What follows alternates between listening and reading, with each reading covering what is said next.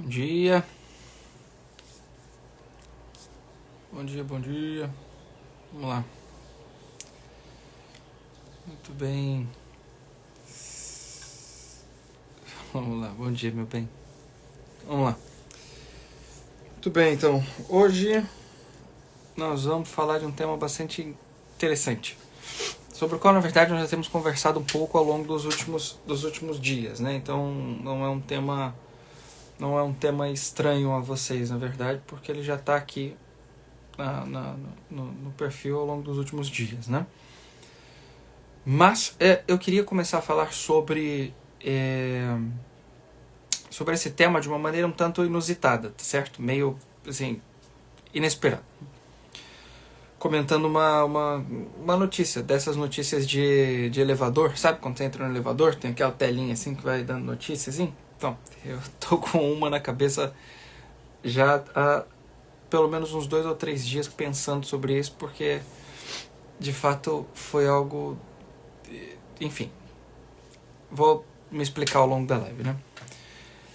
Então, a notícia era a seguinte, né? Entrei no elevador e aí descendo para fazer qualquer coisa, acho que foi comprar alguma coisa para Tereza, né? Água de coco para ela tomar, porque tava meio ruimzinha. E aí, no elevador tava assim, apareceu a seguinte notícia. Era um censo, na verdade, não é bem uma notícia, um dado, né? Pareceu assim, né? Censo, enfim, não é censo, bem, sei lá, alguma coisa assim, alguma pesquisa dessas que a galera vai lá e faz, etc. Descobriram que no Brasil existem mais centros religiosos, colocou de modo geral, né? Isso inclui todas as religiões, evidentemente, né? Todas as que temos aqui no Brasil. São em maior número no Brasil do que escolas e hospitais. Então, existe um número maior de centros religiosos aqui no país do que escolas e hospitais, né? A primeira coisa que eu pensei quando eu li esse negócio, eu falei, meu Deus, como é que alguém perde tempo fazendo isso aí, né? Enfim, saindo para poder pesquisar a quantidade de igrejas, de centros espíritas, etc., ou o que quer que seja, né? Enfim, aí no Brasil, e comparar ainda o número com relação a escolas e hospitais, né? Enfim, fizeram isso, de fato foram lá e fizeram, né? Anotaram os números de cada um e deu lá que constou que os centros religiosos são em maior número do que escolas e hospitais juntos, parece, né? Veja, alguém fazer essa pesquisa demonstra o seguinte, olha, que existe uma preocupação, certo? Em que o número de centros religiosos supere o número de escolas e hospitais. Então, na cabeça de quem fez esse negócio aí, na cabeça de quem fez esse cálculo, isso pareceu um tanto quanto escandaloso, do tipo, meu Deus, temos menos hospitais e escolas do que centros religiosos, do que igrejas, entende ou não? Então, temos mais, né, lugares de culto do que igreja, do que hospitais, do que escolas, etc. Isso pareceu um tanto quanto escandaloso para quem foi lá e fez essa pesquisa. Afinal de contas, ela não teria publicado, né, se isso não fosse escandaloso para essas pessoas, né? Você não teria saído aí no jornalzinho de elevador se isso não fosse escandaloso para a pessoa que fez essa pesquisa aí, tá certo? E parece escandaloso para quem lê também, do tipo, nossa, olha, que coisa! E veja, quando uma notícia é publicada, quando, né, determinadas censos e etc. são divulgados, né? A intenção que esse negócio tem em ser divulgado é fazer com que as pessoas falem sobre isso aí, né? Que as pessoas que leram esse negócio conversem sobre isso aí que foi lido. Então, aí você imagina, né? A galera entra no elevador, olha aquele negócio e fala, meu Deus do céu, é verdade, né? Aí começa aquela coisa da conversa sobre o governo, dizendo que o governo deveria construir mais hospitais, mais escolas, etc., né? Investir na educação e na saúde e tudo mais, enquanto, né, há um grande número de centros religiosos e blá blá blá. Então, enfim, aí começa aquela conversa, de fato, você percebe que nessa simples frase, né, nessa simples sentença, há de fato uma provocação para que nós, ao lermos esse negócio, necessariamente façamos o quê? Coloquemos escolas e hospitais acima dos centros de culto. Presta atenção que são 3 coisas que não são, vamos dizer, aleatórias, não são coisas, enfim, de desimportância, vamos dizer assim, né? São igrejas, ok, vamos colocar assim, vou colocar igreja porque eu vou destacar o que eu sou, né? Sou católico agora. Então, igrejas, ou seja, aquele lugar em que você vai para adorar a Deus, participar da missa, fazer as suas orações, etc. São escolas e são hospitais. Presta atenção. Há uma espécie de nível aqui, né? Então, em nível por quê? Porque as escolas atualmente só cuidam desse pedaço. Então, eu vou dizer o que é que está acontecendo. Então, você vê aqui. Você tem algo que toca diretamente a alma humana, o espírito humano, que são as igrejas, tá certo? Você tem aquilo que diz respeito, né, única e exclusivamente aos afetos, porque é para isso que a escola serve atualmente, né? Não as boas, mas de fato a educação afetiva é o foco do colégio atualmente. E você tem algo que cuida do teu corpo, que são os hospitais. Então, atenção ao negócio. Causar escândalo àquilo que toca diretamente o teu espírito, tá certo? Aquilo que fala a tua alma, fazendo com que as outras coisas um pouco mais baixas ali sejam consideradas mais importantes, é querer causar na tua cabeça necessariamente uma inversão de valores. Percebe ou não? Mais importante do que adorar a Deus deveria ser a educação ou, né, os hospitais, a saúde pública e etc. Né? Porque afinal de contas o povo está aí doente e não sei o que lá mais e etc. e tal. Tá de fato, não estou dizendo que não tá, mas o fato é que a inversão de valores ela causa necessariamente uma desordem interna no ser humano. Se a tua preocupação primeira ela não é, tá certo? O amor a Deus sobre todas as coisas, você está falhando com a justiça. O que é a justiça? A justiça é dar a cada um aquilo que lhe é devido, né? E aí existem 2 pontos aqui a serem ditos. Veja, é necessário que o seu corpo seja cuidado de tal modo que ele receba saúde. É necessário que os afetos sejam ordenados, mas é necessário que o teu espírito se direcione a Deus, que você adore a Deus. Então veja, se aquilo precisa ser invertido, colocado abaixo, tirado do lugar onde ele está, o que está sendo dito é que você precisa, né, tirar Deus do seu devido lugar e colocar outras coisas no seu devido lugar. No lugar de Deus, entende? Colocar outras coisas no lugar de Deus. Seja a preocupação com a tua saúde, seja a preocupação com a educação, seja qualquer coisa que seja. O fato é que o que está sendo colocado ali, a gente sabe, né? Eu não vou me aprofundar nesse tema, mas são ideologias. Então eu preciso que uma ideologia substitua, tá certo? A função ordenadora da minha vida, que deveria estar no amor a Deus. E aí eu preciso que uma ideologia substitua Deus e tire ele do primeiro lugar, que botará ordem em todo o meu ser, e coloque ali uma outra coisa, que é aquilo que é caro para a ideologia, né? Então, muito bem. Perceba, por que eu estou dizendo tudo isso aqui? Porque essa desordem interna do ser humano, ela é o princípio do egoísmo. Ok? Veja só, para que, né, dentro de nossas relações, né, em nossa vida cotidiana e etc e tal, nós vivamos do egoísmo, nós sejamos de fato egoístas, é necessário que haja uma desordem, especialmente quando se diz respeito à justiça, dar a cada um aquilo que lhe é devido. Percebe só, né? Vamos fazer aqui um comentário aos 10 mandamentos, muito breve assim, né? Muito breve. Quais são os 10 mandamentos? Né? Em primeiro lugar, amar a Deus sobre todas as coisas, né? Não ter falsos ídolos e etc. Depois, né, não falar o santo nome de Deus em vão, depois guardar domingos e festas, honrar pai e mãe, não matar, né, não pecar contra a castidade, não roubar, não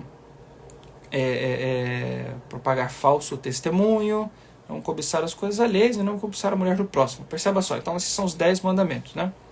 E aí você tem 2 blocos aqui, você percebe nitidamente que do 1 ao 3 diz respeito a Deus, que do 4 ao 10 diz respeito ao próximo, né? Então atenção, isso não é à toa, né? Por isso que o nosso Senhor diz que amar a Deus sobre todas as coisas é o próximo como a si mesmo. Isso pega como que as 2 partes dos 10 mandamentos e resume em 2, né? Mas veja só, do 1, né? Do 1 ao 3, do 4 ao 10, há uma espécie de crescente, percebe? Os números sendo colocados de 1 a 10 não são à toa, não são aleatórios. Ele não coloca os 10 mandamentos numa ordem assim, aleatória. Vamos ver onde é que vai dar. Não, segue uma ordem bastante linear, na verdade, né? Então, presta atenção. Se começa com o amor a Deus, né? Quando eu tiro Deus do seu lugar, significa dizer que toda a ordem, tá certo? Que eu preciso seguir, ela está derrubada, ela está destruída. Se eu não amo a Deus sobre todas as coisas, se eu coloco qualquer coisa no lugar de Deus, significa que todo o resto não vai ser obedecido. Bom, não tem como a gente chegar ali no confessionário e confessar ali, né? Eu não honrei o meu pai e a minha mãe, pobres, estão ali doentes, etc. Não, né? Eu pequei contra a castidade, e etc e tal, quando na verdade você se esqueceu do principal. Você só fez isso porque você não ama Deus sobre todas as coisas. Percebe ou não? Então veja, quando eu não amo a Deus sobre todas as coisas, todo o resto rui, acaba saindo de lugar, vai ser destruído necessariamente. Só que veja bem, se eu não amo a Deus sobre todas as coisas, algo vai parar naquele lugar. Existe um algo que vai ser amado no lugar de Deus, e geralmente serei eu mesmo. Eu sou o objeto do meu amor, se não é Deus quem está lá. Eu sou colocado em primeiro lugar, se não é Deus quem está lá. E isso é feito de maneira muito prática. Veja, quando isso acontece, olha só, hein? Quando Deus é, né, o primeiro lugar na minha vida, todo o resto segue uma ordem, porque o objeto final é Ele mesmo. Então eu amo a Deus sobre todas as coisas e o próximo como a mim mesmo, porque eu amo o próximo em Deus. E aí tudo está destinado a Ele. Só que quando eu estou em primeiro lugar, eu amo a mim em primeiro lugar e amo ao próximo em mim. Entende ou não? Se quando Deus é amado em primeiro lugar, eu amo ao próximo em Deus, com o amor de Deus, quando eu estou em primeiro lugar, eu amo ao próximo em mim, com um amor, tá certo? Que passa por mim. Significa dizer o seguinte, presta atenção, hein? Olha só, a caridade de modo perfeito, né, vivida, aquela caridade que Deus nos concede, é o seguinte: quando eu amo a Deus em primeiro lugar, e aí amando a Deus, esse amor que passa por Deus chega ao próximo, nas práticas, nas minhas ações cotidianas, no serviço ao próximo e etc. Entregando tudo isso a Deus de algum modo, não? Alcançando a Deus de algum modo com esse serviço. Quando eu amo a mim em primeiro lugar, quando eu sou o foco do meu amor, eu estou amando a mim mesmo, tá certo? Amando a mim mesmo e amando ao próximo. Sendo que esse amor ao próximo vai passar por mim. Entendeu? Como assim? Veja, aí as minhas ações cotidianas, elas serão as seguintes, né? Tudo aquilo que eu for fazer para alguém passa por uma satisfação egoísta. Sempre e necessariamente tudo que eu estiver fazendo, se eu estou em primeiro lugar, se há essa desordem interna, será para satisfazer algo em mim. Será para que eu fique bem. Será para que eu fique satisfeito? Será para que eu fique feliz? Será para que eu fique... Enfim, veja, esse é o hábito contemporâneo, tá certo? Mais comum. Eu não preciso, né? Essa é a frase. Eu não preciso fazer o outro feliz. Eu preciso ser feliz primeiro, para depois conseguir fazer o outro feliz. Tudo bem, meu querido. Vai lá, tenta, né? O fato é que haverá uma frustração necessária. Porque não é assim que as coisas funcionam. Entende ou não? Veja, buscar a própria felicidade para que depois faça o outro feliz é esquecer que não se constrói a felicidade sem o outro. Entende ou não? Por quê? Porque, veja, a realização humana, o ser humano é muito mais complexo do que parece, né? Então, eu comecei de propósito com aquela notícia lá do censo, né? O que quer que seja aquele treco. Porque veja só, se a religião não está em primeiro lugar, né? Deus não está em primeiro lugar, e depois, né, segue uma ordem ali de coisas, tá certo? Até chegar ali na preocupação com a saúde física e etc. Veja, haverá necessariamente um problema aqui em mim, né? Por quê? Porque eu estarei buscando, né, não aquilo que me caracteriza como pessoa humana do modo mais excelente e nobre possível. Eu estarei buscando qualquer outra coisa. Porque como ser humano, como pessoa humana, como um ser espiritual dotado de espírito, né? O que nos realiza, o que nos faz verdadeiramente feliz, aquilo que nos, né, nos alcança a felicidade em seu grau mais pleno, de fato, é o amor a Deus sobre todas as coisas. É o serviço a Deus, é o estar junto de Deus, é buscá-lo em primeiro lugar, buscá-lo sobre todas as coisas. Se isso não acontece, eu não estou vivendo como um homem, entende? Não, como um ser humano, como uma pessoa. Amar a Deus sobre todas as coisas, buscar conhecer a verdade, agir de modo virtuoso, isso é o que me faz uma pessoa humana, isso que me faz ser humano, entende? Então, e é só aí que pode estar a minha felicidade, porque a felicidade da pessoa humana deve estar em viver como pessoa humana, não em satisfazer os afetos, que é uma dimensão um pouco mais animal mesmo, entende? Viver como bicho não vai fazer com que nós nos realizemos e sejamos plenamente felizes. Entende ou não? Então a gente não pode inverter os valores. A gente inverte, há uma dificuldade necessária em ser feliz. Porque, muito bem, veja, aquilo que há de mais elevado no ser humano, do que ele é capaz, é amar. Deus é amor. Deus, que é amor, deu ao homem a capacidade de amar, no exercício de sua inteligência e vontade unidas, doar-se a si mesmo pelo bem do outro, para que o outro alcance a eternidade, para que o outro, né, chegue à eternidade. Isso é o amor, né? Então, isso Deus colocou no homem como, tá certo? Um aspecto da semelhança. O homem pode ser semelhante a Deus por isso, ele é a imagem de Deus porque ele pode amar, pode fazer aquilo que Deus é. Muito bem. Então, se isso acontece com o homem, presta atenção aqui, hein? O homem, por amar, por querer o bem, a eternidade do outro, né, entregando-se a ele como um sinal de sua semelhança a Deus, se ele não cumpre com isso aqui, se ele busca sua própria felicidade em primeiro lugar, ele está deixando de lado aquilo que faz dele ser semelhante a Deus, ser imagem de Deus, que é o amor, a entrega pelo bem do outro, entende? Não tem como, então, ser feliz primeiro para depois fazer o outro feliz. A entrega é necessária, o serviço é necessário. Entende ou não? Por que eu estou dizendo isso? Porque o egoísmo, isso é uma sentença certíssima. O egoísmo mata o amor no coração do homem, entende?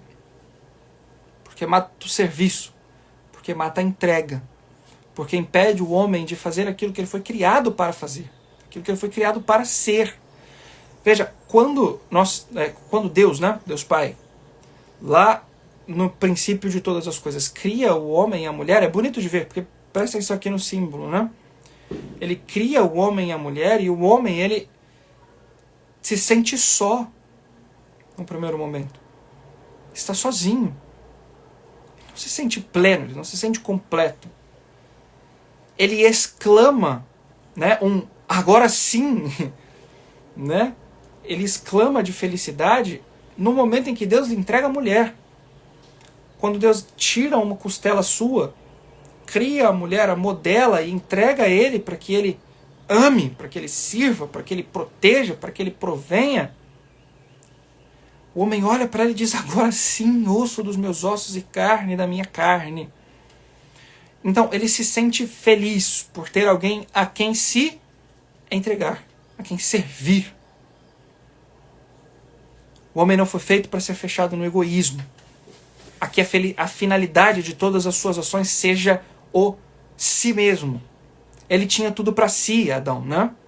Todos os animais foram entregues a ele, todas as aves, todas as árvores, todos os arbustos, todas as árvores frutíferas, os animais selvagens. Tudo foi entregue ao homem para que ele nomeasse e de algum modo dominasse. Ser, tá certo? Presta atenção, hein? Ser o senhor de toda a criação não faz sentido se você está sozinho. Toda a potência humana, tá certo? De estar acima de tudo que é criado, de estar acima de tudo que é material, porque é espiritual, não vale de nada se você não serve. Entendeu? Não. Se você não serve alguém. Se você está fechado em si.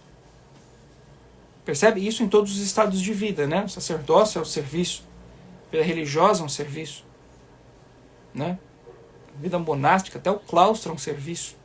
A outros, necessariamente. se esse serviço não é bem vivido, ele não é bem feito, ele não é, né? Se o egoísmo ele é procurado em primeiro lugar, bem, porque, né? Por que você está indo para o seminário? Porque eu quero ser feliz. Por que você vai casar? Porque eu quero ser feliz. Certo? Porque eu quero ser feliz. Porque ela me faz feliz. Porque ela me faz bem. Né? Porque o outro me faz bem. Porque o outro me faz feliz. Porque eu. Egoísmo. Não tem possibilidade de felicidade. Não tem possibilidade de felicidade. Porque é um fechamento àquilo para o qual você foi criado. Para ser. Muito bem. Mas há um fato aqui, né? O fato é que nós estamos, presta atenção, nós estamos inclinados a essa realidade do egoísmo por natureza. Porque a nossa natureza é decaída. Nós buscamos, em primeiro lugar, a nós mesmos em nossas ações. Isso é um fato, tá certo? Isso é um fato, né? Então, o movimento do serviço, ele é um movimento contrário, né, àquilo a que nós tendemos por natureza. Nós estamos tendendo a buscar a nós mesmos nas nossas ações. Nós estamos tendendo a buscar a nossa satisfação nas nossas ações. Nós estamos tendendo a buscar a nossa própria felicidade nas nossas ações. Presta atenção, né? Se isso acontece, então o serviço ele é quase que um movimento contrário. Ele é, na verdade, literalmente um movimento contrário àquilo a que nós tendemos por natureza. Então isso significa que ele vai necessariamente exigir um esforço. Esforço. Essa é uma palavra assim, né? Para gravar no coração. O serviço exige um esforço por parte de cada um de nós para que ele seja feito do modo como ele deve. Então, eu só vou servir se eu me esforçar para servir. Eu só vou me entregar ao outro se eu me esforçar para isso. Caso contrário, estarei buscando no outro a mim mesmo. O esforço é o que caracteriza o serviço.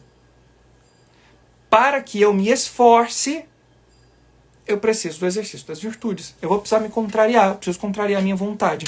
A minha vontade é que eu encontre a mim mesmo nas minhas ações. Para que eu sirva, eu preciso parar de buscar a mim mesmo nas ações. E eu preciso tentar de encontrar o outro ali. Ou fazer o outro feliz. Em tudo. O meu cliente, o meu aluno, minha esposa, os meus filhos, né? Os meus, enfim, colegas de trabalho, colegas de estudo, o irmão de rua.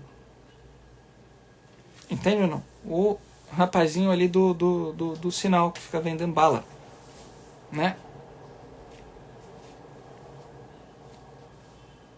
É por isso que os exercícios mais úteis para tudo isso são necessariamente esmola, jejum, mortificação, né? E oração.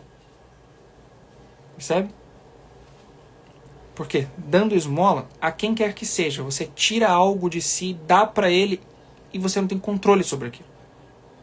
Ele vai fazer o que ele quiser. O movimento natural é o quê?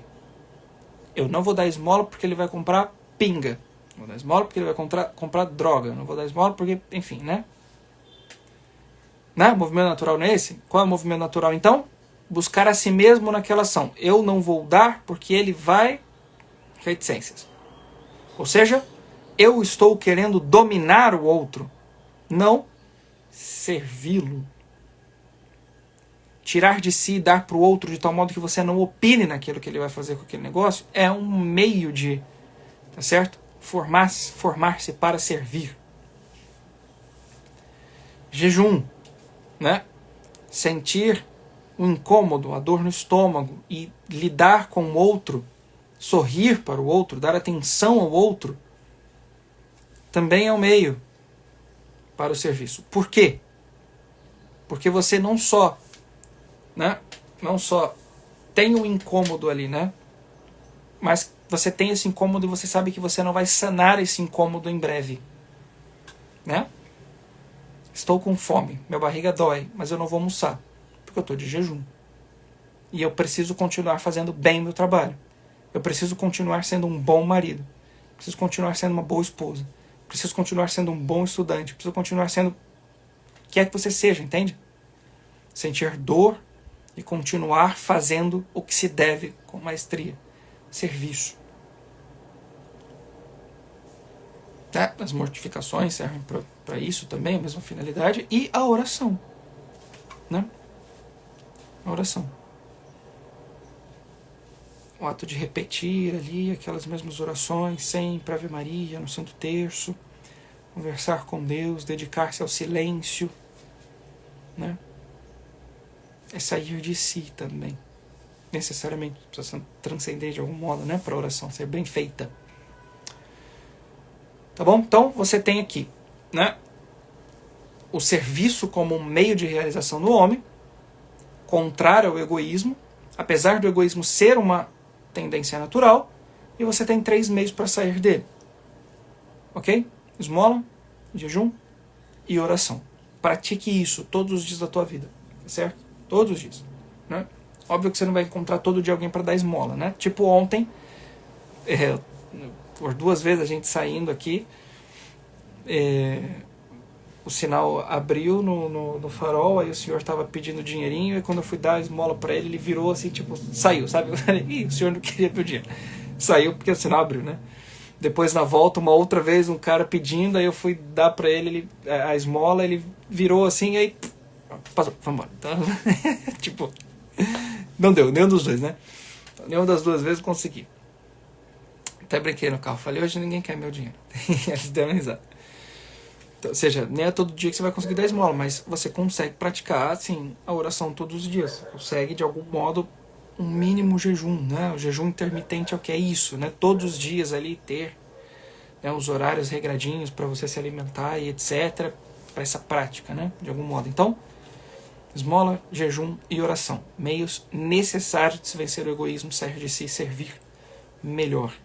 Tá certo? Tudo bem. Muito obrigado até aqui. Fiquem com Deus. Na próxima segunda-feira nós nos vemos neste mesmo canal, nesta mesma hora. Até lá. Fica com Deus, gente. Até mais. Um abraço. Tchau, tchau.